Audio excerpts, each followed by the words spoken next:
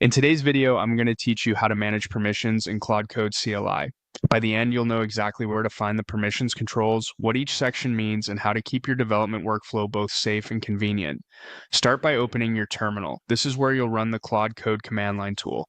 With the terminal in front of you, type in Claude and press enter. That launches the CLI so you can interact with Claude Code directly from the command line.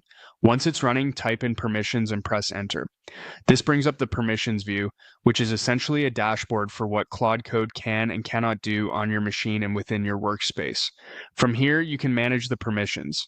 You'll see several sections, and each one helps you quickly understand what's been allowed, denied, or set to ask for confirmation.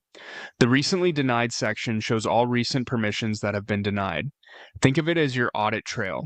If something didn't run because it was blocked, you'll see it here. This is useful for spotting patterns, like a command you frequently need but keep denying by mistake, or a risky action you want to keep blocked. Next is the allow list. This is where you can see all of the permissions that Claude currently allows in order to run tasks. Reviewing this list helps you confirm that only the actions you trust are enabled.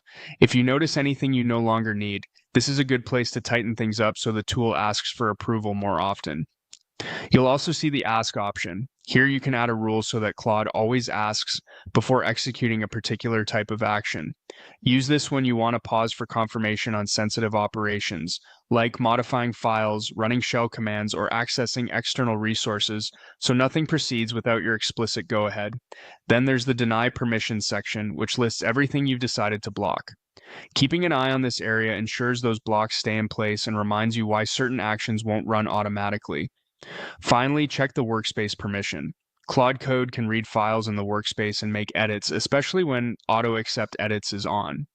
This can be a big time saver, but remember that enabling automatic edits gives the tool the green light to modify files without further prompts. Make sure that's appropriate for your project and review changes as part of your normal workflow.